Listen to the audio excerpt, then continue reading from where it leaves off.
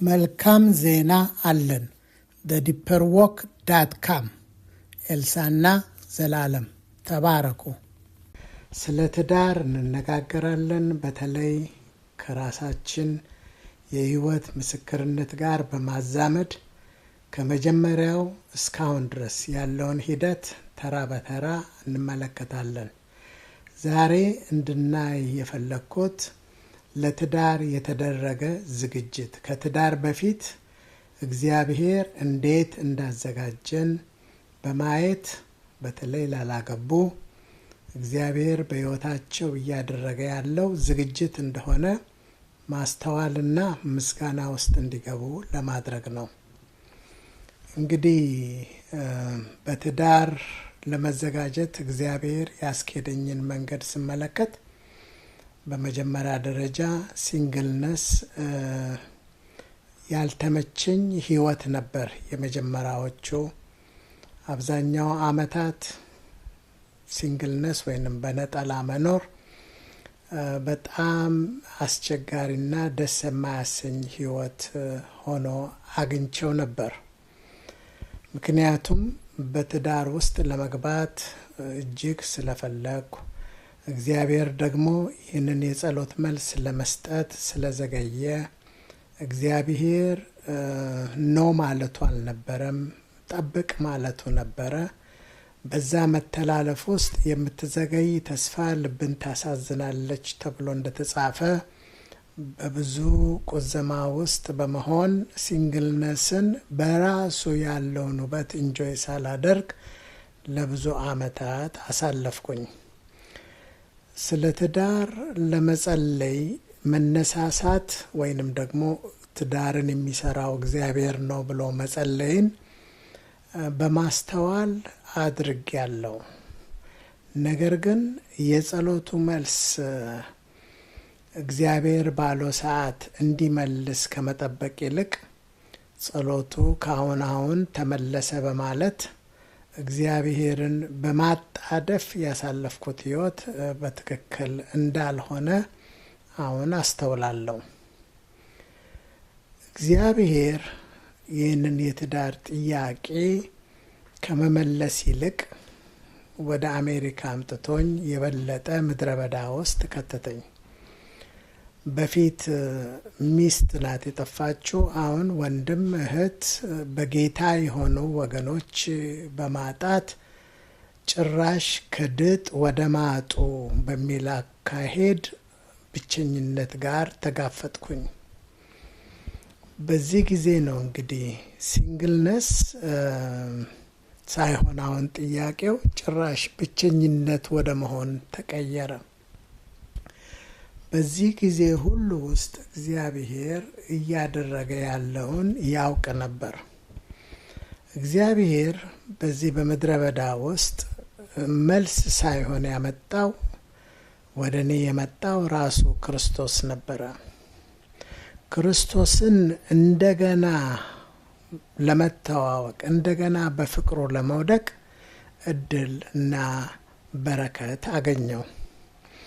ያኔ ነው እንግዲህ በክርስቶስ ፍቅር ውስጥ በወደቅኩ ጊዜ ብቸኝነት እንደ ጉም ተኖ ጠፍቶ እርሱ ከኔ ጋር ከሆነ ይበቃኛል ማለት በቻልኩ ጊዜ ያኔ ነው ሲንግልነስን እንጆይ ማረክ በጀመርኩ ጊዜ ክርስቶስ ካለኝ ሌላ አያስፈልግም ባልኩኝ ጊዜ በዚያን ጊዜ እግዚአብሔርን ብትወድ ስጠኝ ካልሆነም ኢትስ ኦኬ ብዬ የጸሎት ደብተሬን በዘጋው ጊዜ ያኔ ሬዲ ነበርኩ። ለካ አላወቅኩም። በእግዚአብሔር ካልኩሌሽን ውስጥ ያኔ ነው ነፃ የወጣሁት።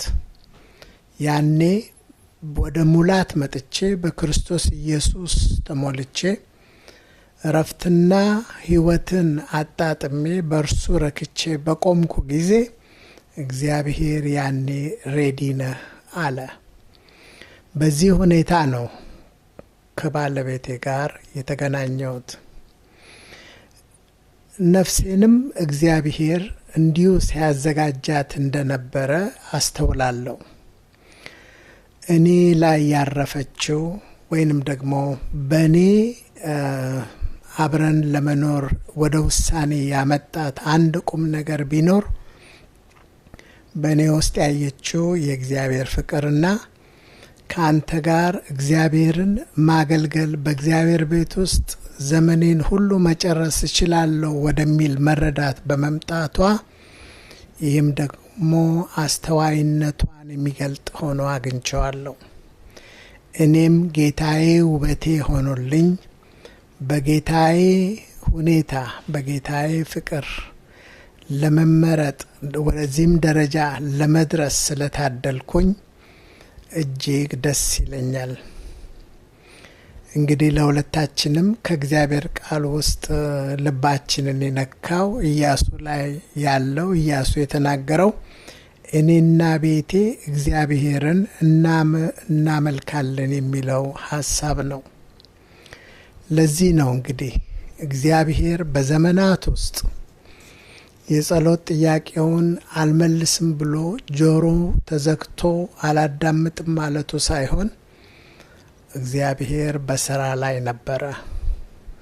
እግዚአብሔር መጀመሪያ በእርሱ እንድረካ፣ እርሱ ፍጹም እረፍት እንዲሆን፣ እርሱ እርካታዬ እንዲሆን ጊዜ ወስዶ በተለያዩ መከራዎችና ፈተናዎች ውድቀቶችና መነሳቶች ውስጥ አሳልፎ ሰዓቱ ሲሞላ ነገርን ሁሉ በጊዜው ውብ የሚያደርገው ጌታ እንደገና ቤታችንን ሊሰራ ሰዓቱ ሞላ።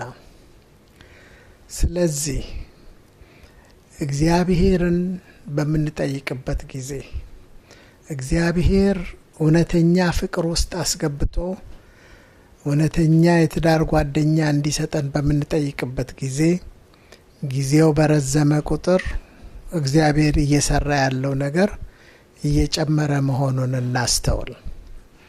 አንደኛ እኛ የምንሰራ መሆኑን፣ ሌላውም ሳይድ ደግሞ መሰራት እንደሚያስፈልገው፣ የአንድ አባት ልጆች የሆንን ወንድና ሴት ልጆቹ ተሰርተው ሲያበቁ በእርሱ ሰዓትና ጊዜ ሲገናኙ ጥሩ መሰረት ላይ ቤቱ ሊሆን እንደሚችል እግዚአብሔር ስለሚያውቅ ቤታችንን በአለቱ በክርስቶስ ላይ ይሰራ ዘንድ ያስፈልገዋልና በትዕግስት መጠበቅ ያስፈልገናል። በእምነት መጠበቅ ያስፈልገናል። እግዚአብሔር ታማኝ ነው፣ ልጆቹን አይጥልም። ይሄ የትዳር ሐሳብ የእግዚአብሔር ሐሳብ ነው። በጸሎት በምንቆይበት ጊዜ እግዚአብሔር በስራ ላይ እንደሆነ በማስተዋል በእርሱ ሐሴት ማድረግ ያስፈልገናል። ይልቁንም በጌታ በሆነ ነገር እርሱን ወደ ማወቅና እርሱ የጎደለውን ነገር ሁሉ ሊሞላ እንደሚችል በማስተዋል በእግዚአብሔር ፍቅር መመላለስ ያስፈልገናል። እግዚአብሔር የሚሰራውን ያውቃል። የልጆቹን ቤት የሚሰራ እግዚአብሔር ነው። እግዚአብሔር ቤትን ካልሰራ ሰራተኞች በከንቱ ይደክማሉ ተብሎ እንደተጻፈ ስራችንን የሚሰራልን እግዚአብሔር ሰላምን እየሰጠን ወደ ሙላትና ወደ ብርሃን እስኪያመጣን ድረስ በትዕግስት እርሱን እንጠብቅ። እግዚአብሔር ለሁሉም ጊዜ አለው። በጊዜ ውስጥ ተሰርቶ በመጨረሻ ስናይ የእግዚአብሔርን ድንቅ ስራ፣ የእግዚአብሔርን ታማኝነት፣ ፍቅርና አባትነት እንገነዘባለን። እግዚአብሔር በነገር ሁሉ መልካም ነውና በዚህ በእግዚአብሔር መልካምነትና ታማኝነት ነፍሳችን ታርፍ ዘንድ ያስፈልጋል። በሚቀጥለው የትዳር ጉዞ ላይ ከምስክርነት ጋር እስክንገናኝ በጸጋውና በኃይሉ ችሎት የበረታችሁ ሁኑ። በኢየሱስ ስም አሜን።